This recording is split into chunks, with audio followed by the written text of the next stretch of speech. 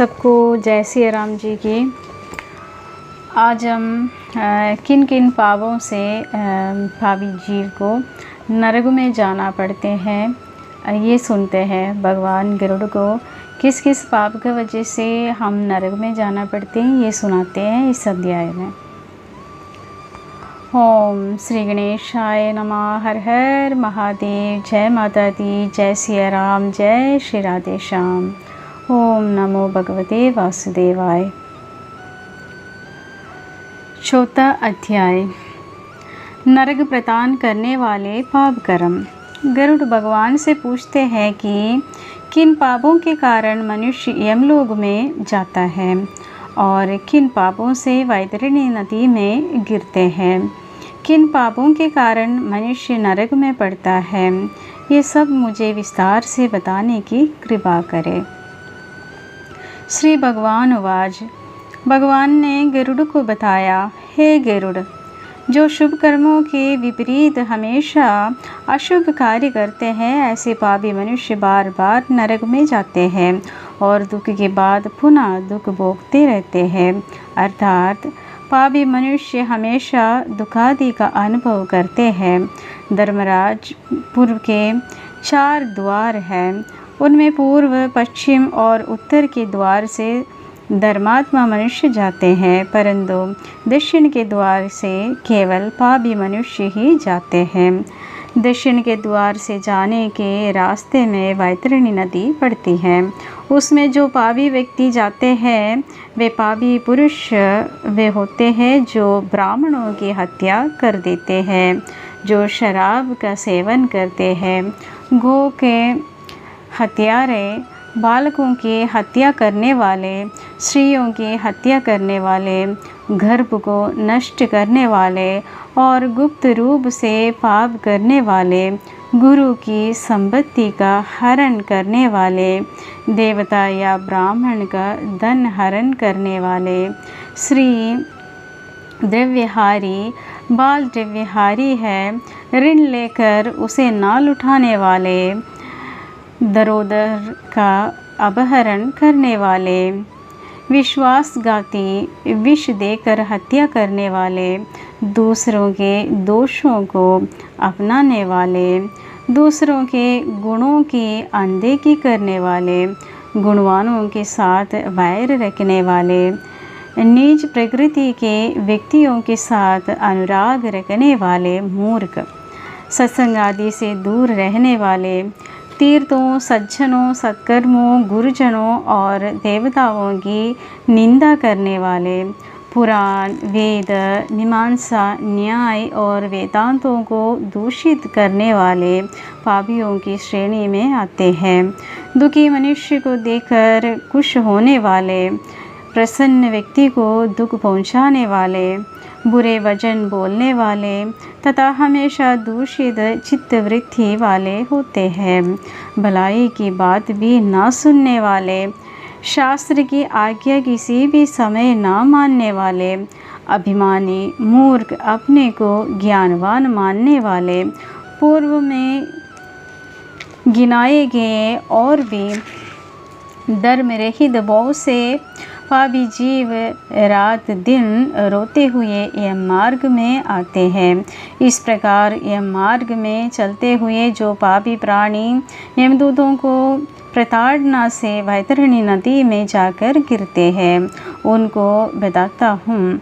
जो मनुष्य माता पिता, गुरु, आचार्य आदि का अपमान करते हैं वे सब व्यक्ति वैतरणी नदी में गिरते हैं। अच्छे स्वभाव वालों से द्वेष करने वाले और द्वेष से पतिव्रता स्त्री का त्याग करने वाले व्यक्ति वैतरणी नदी में गिरते हैं। हजारों गुण जिस पुरुष में है उनमें दोष आरोपण कर सत्य व्यक्तियों की निंदा करने वाले मनुष्य वैतरणी नदी में गिरते हैं। वचन देकर भी जो ब्राह्मण को वास्तव में दान नहीं देता और बुलाकर भी जो व्यक्ति ये कहला देता है कि वह घर पर नहीं है, ऐसे दोनों प्रकार के व्यक्ति वैतरणी नदी में गिरते हैं। स्वयं ही स्वयं ही दी गई वस्तु का जो अपहरण कर लेते हैं या दान देकर पश्चाताप करता है, जो दूसरों की आजीविका को छीन लेते हैं, दान देने से रोकता है, यज्ञ का विध्वंस करता है, जो कथा भंग करते हैं, क्षेत्र की सीमा का हरण कर लेते हैं और जो गोचर भूमि को जोतता है वह भी वैतरणी नदी में गिरते हैं। ब्राह्मण होकर रस विक्रय करने वाला शूद्र स्त्री का ब्राह्मण पति वेद प्रतिपादित यज्ञ के अलावा अपने लिए पशुओं की हत्या करने वाला, ब्रह्म कर्म से च्युत, मांस का सेवन करने वाला, मद्यपान करने वाला, उच्चंग स्वभाव वाला, शास्त्र के अध्ययन से रहित ब्राह्मण, वेद पढ़ने वाला शूद्र, कपिला गाय का दूध पीने वाला शूद्र, यज्ञोपवीत धारण करने वाला शूद्र, ब्राह्मण की पुत्री को अपनी पत्नी बनाने वाले शूद्र, राजमहिषी के साथ व्यभिचार करने वाले, पराई महिला का अपहरण करने वाला, कन्या के साथ व्यभिचार करने वाला तथा जो सदित नष्ट करने वाला है, पूर्व में कहे हुए तथा अन्य बहुत से शास्त्र विरुद्ध काम करने वाले, निहित कर्मों का त्याग करने वाले सब मूर्ख पापी व्यक्ति वैतरणी नदी में गिरते हैं। इस प्रकार के पापी व्यक्ति सब मार्ग को त्याग कर यमलोक को जाते हैं। वहाँ यमदूत आकर यम की आज्ञा से उन पापियों को वैतरणी नदी में डालते हैं। हे गरुड़, सब नरकों में 21 नरक अधिक दुख देने वाले हैं। इन 21 नरकों में वैतरणी नाम की नदी मुख्य है। ये सबसे अधिक कष्ट पहुंचाने वाली है, इसलिए प्रथम में गिनाए गए ऐसे अत्युत्कृष्ट पापियों को वैतरणी नदी में डालते हैं। जिसे कृष्णा गाय का दान नहीं किया और न ऐथुर्वदेही किया, ऐसे आदमी वैतरणी नदी में दुखों का भोग तीर पर शलमली पेड़ के नीचे यातना को भोगते हैं।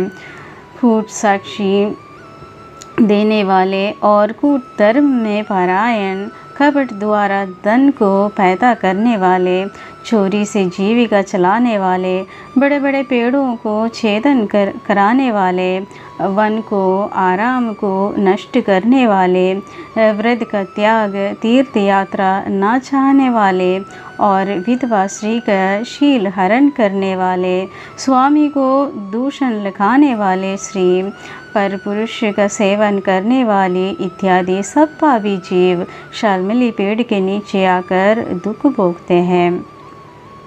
पिटाई करने से नीचे गिरते हुए उन पापियों को यमदूत नरकों में फेंकते हैं।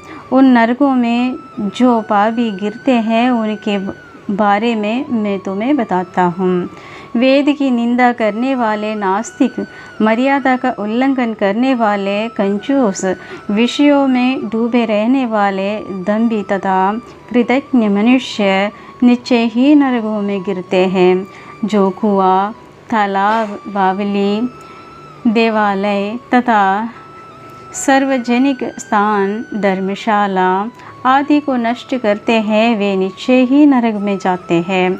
जो स्त्रियों को, बालकों को, नौकरों को, गुरु को बिना भोजन कराए अकेले ही भोजन करता है या वैष्णदेव के बिना भोजन करते हैं, वे विष्णु जी को नैवेद्य नहीं चढ़ाता है, ऐसे व्यक्ति नरक में जाते हैं। जो व्यक्ति शंकु से, काष्ठ से, पत्थर से या कांटों से रास्ते को रोकते हैं, वे नरक में जाते हैं। जो व्यक्ति शिव जी की, पार्वती जी की, विष्णु की, सूर्य की, गणेश जी की, सद्गुरु की और पंडित की पूजा नहीं करते, वे नरक में जाते हैं। ब्राह्मण होकर दासी का सेवन करने से नरक में जाते हैं। ब्राह्मण होकर शूद्र की लड़की से पुत्र को पैदा करने से ब्राह्मणत्व नहीं रहता। वह ब्राह्मण नमस्कार करने योग्य नहीं रहता तथा पूजा योग्य भी नहीं रहता। जो ब्राह्मणों के कलह को, कौओं की लड़ाई नहीं रोकते हैं या रुकवाते नहीं हैं या उसका समर्थन करते हैं, बढ़ावा देते हैं, वे अवश्य ही नरक में जाते हैं। स्त्रियों के स्वामी जो पातिव्रत स्त्रियां स्वामी को छोड़कर अन्य की शरण में नहीं जाती, उनको ऋतु समय में द्वेष बुद्धि ऋतु दान न करने से नरकगामी होते हैं। जो कामांध हो रजस्वला स्त्री का सेवन करते हैं, पर्व तिथि में, जल में, श्राद्ध के दिन में स्त्री का सेवन करते हैं, वे नरकगामी होते हैं। जो आदमी अपने शरीर की विष्ठा को आग, जल, उपवन, रास्ते या गौशाला में डाल देते हैं, वे निश्चय ही नरक में जाते हैं। हथियारों का निर्माण करने वाले, बाण और धनुष का निर्माण करने वाले तथा इनकी बिक्री करने वाले भी नरक में जाते हैं। चमड़े का विक्रय करने वाले, वैश्य, केश योनि का विक्रय करने वाले स्त्रियां और जहर को बेचने वाले व्यक्ति भी नरक में जाते हैं। अनाथों पर दया न करने वाले, सद्पुरुषों से द्वेष करने वाले, निर्दोष को दंड देने वाले व्यक्ति नरकगामी होते हैं। ब्राह्मण को भोजन देने का आश्वासन देकर फिर उन्हें भोजन न खिलाए, वही मनुष्य भी नरकगामी होते हैं। सभी प्राणियों में अविश्वास करने वाले और प्राणियों पर दया दृष्टि न रखने वाले तथा सबसे कपट करने वाले आदमी नरकगामी होते हैं। नियमों को धारण कर अजितेंद्रिय व्यक्ति उन नियमों को अपने लाभ के कारण छोड़ देने वाले मनुष्य भी नरकगामी होते हैं। जो आदमी आध्यात्मिक विद्या प्रदान करने वाले गुरु को नहीं मानते, पुराणों का अर्थ बताने वाले को अभिनंदन नहीं करते, वे नरकगामी होते हैं। मित्रद्रोह करने वाले, प्रेम का परस्पर विनाश करने वाले, आश्वासन को भंग करने वाले व्यक्ति नरकगामी होते हैं। विवाह के समय देवता, यात्री, तीर्थ यात्रा पर गए लोगों के साथ चलने वाले पापी मनुष्य यदि इन्हें लूट ले तो ऐसे आदमी नरकगामी होते हैं। जो महापापी व्यक्ति घर में, गांव में या वन में आग लगाता है, यमदूत उसे ले जाकर अग्नि कुंडों में ही डालकर पकाते हैं। इस अग्नि से जले हुए अंग वाले वह पापी जब छाया की यातना करते हैं, तब यमदूत उसे असीपत्र नाम वन में ले जाते हैं। वहाँ तलवार के समान तीक्ष्ण पत्तों से उनके शरीर के सब अंग कट जाते हैं।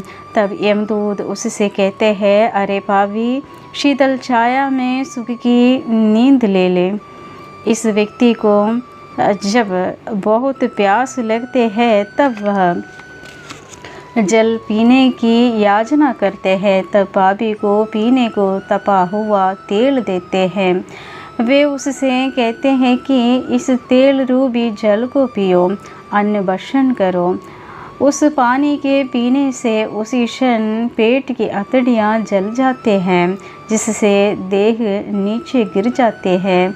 पुनः उठकर भयानक कष्ट के कारण वह रोता है, परंतु पराधीन और परवश होने के कारण ऊर्ध्वान सांस लेते हैं, परंतु बोलने में असमर्थ रहते हैं। हे गरुड़, इस तरह पापी मनुष्यों को अनेक तरह की यातनाओं का वर्णन किया है। अब और क्या बताया जाए, यही सब शास्त्रों में बताया गया है। इस तरह दुख पाते हुए भयंकर कुंड में महाप्रलय तक हजारों स्त्री पुरुष पड़े सड़ते रहते हैं। तब पापी दुख भोग कर ब्रह्मा के अंतिम दिन में त्रिलोकी का जब नाश होते हैं, तब उन नरक के प्राणियों का भी नाश हो जाते हैं। फिर सृष्टि की उत्पत्ति के समय वे पापी जीव नरक में ही आकर उत्पन्न होते हैं। इस तरह पापों के अक्षय फल को भोग कर यमराज की या आज्ञा से स्थावरादि होते हैं। उस स्थावर जाति को ही कहते हैं वृक्ष, गुल्म, लता, वनस्पति, पर्वत, तृण, ये सब स्थावर कह जाते हैं। ये सब महामोह से युक्त है। कीट, पशु, पक्षी, जलचर एवं देव, इन योनियों को मिलाकर 84 लाख योनियां हैं। इन सभी योनियों में घूमते हुए जीव मनुष्य योनि में पहुँचते हैं, और मनुष्य योनि में भी नरक से आए व्यक्ति चांडाल के घर में जन्म लेते हैं, और इस योनि में भी कुष्ठ आदि रोगों से बहुत दुखी रहते हैं। किसी किसी को तो गलित कुष्ठ हो जाते हैं, कोई जन्म से अंधे होते हैं और कोई महारोग से व्यथित रहते हैं। इस प्रकार पुरुष और स्त्री में पाप के चिन्ह दिखाई देते हैं। इस प्रकार गरुड़ पुराण के अंतर्गत सारोद्धार में नरक प्रभाव चिन्ह निरूपण नामक चतुर्थ अध्याय समाप्त हुआ है। पापियों का सजा बताते हैं, किस किस जगह गिरना पड़ते हैं, कैसे कैसे सजा भुगतना पड़ते हैं। तो कल भी बताया, जैसे हम थोड़ी बहुत परिश्रम करेगा तो पाप से बचने के लिए ये एक हमारा ये कलियुग में नाम संकीर्तन सत्संग वगैरह बताते हैं। तो इनको जो सत्संग वगैरह करते हैं उनका विरोधी बहुत लोग विरोध करते हैं, ये अच्छी बात नहीं है। तो हर एक पुराण में सत्संग का बहुत बड़ा महत्व बताते हैं, तो इसको विरोध ना करो। जहाँ सत्संग मिले वहाँ आप लोग सुनो, तो कुछ तो अच्छे ही अपना कान में आते हैं, और उसको ग्रहण करके दिमाग में जो रखे, मन से चिंतन करके उसको ग्रहण करके आगे चलने से थोड़ी बहुत पाप कट जाते हैं। ये हर एक पुराण में सत्संग का महत्व बताते हैं।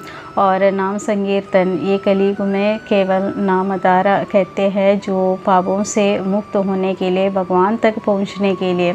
तो हर वक्त हम भगवान का नाम ले सकते हैं। जब भी हम काम करते हैं, चलते फिरते हैं, जब रोटी बनाते हैं, झाड़ू लगाते हैं, पोछा लगाते हैं, हम नहाते हैं, जिस टाइम मर्जी हम मन मन में अपना भगवान का नाम ले सकता है। जब भगवान का नाम लेते रहेंगे तो हमारा पाप कर्म करने का प्रेरणा भी कम होते रहेंगे। जब कोई हमारे साथ किसी को चुगली करने आएंगे, उसी समय हम भगवान का नाम लेगा तो वो लोग खुद सोचेंगे हम तो किसी को चुगली करने आए, लेकिन तो ये तो भगवान का नाम बता रहा है। तो उसी से ना तो हमारा कान में किसी का निंदा पड़ते हैं, तो उनका कान में हमारा मुख से जो भगवान का नाम लेकर उनका भी सुधार आ जाते हैं। तो इसलिए हर वक्त भगवान का नाम लो, और आगे के लिए जो हम कहते हैं ना, इस महीने हम जब काम करेगा तो अगले महीने हमें तनख्वाह मिलते हैं, वो हिसाब है। तो इस जन्म में हम जो पाप कर्म करते हैं तो हमें नरक भी भोगना पड़ते हैं, या कहते हैं कि अगले जन्म में फिर चंडाल योनि में पैदा होना पड़ते हैं। तो हम अगले जन्म के लिए हमारा खाता खोलते हैं, तो कुछ अच्छा संचय करो। तो कोई धन का, कोई किसी चीज़ का संचय करके कोई फ़ायदा नहीं होते हैं। कर्म अच्छा करो, कुछ नहीं जाता हमारे साथ, सिर्फ हमारा सब कहते हैं काली हाथ आया काली हाथ जाते हैं, लेकिन हमारे साथ तो काली हाथ नहीं जाते, हम अपने कर्म लेके ही जाएगा। तो इस हिसाब से हम कर्म करेगा तो हर वक्त मन मन में अपना भगवान का नाम लेते रहो, तो इन सारे सजाओं से हम थोड़ी बहुत हमारा बचाव हो जाएंगे। आशा करती हूँ आप सबको पारायण पसंद आ गए होंगे, पसंद से ज़्यादा डर आ गए होंगे। फिर भी लाइक और शेयर कर लीजिएगा। जो भी सब्सक्राइब नहीं किया वो लोग सब्सक्राइब भी कर लीजिएगा। सबको जय सिया राम जी की। हर हर महादेव।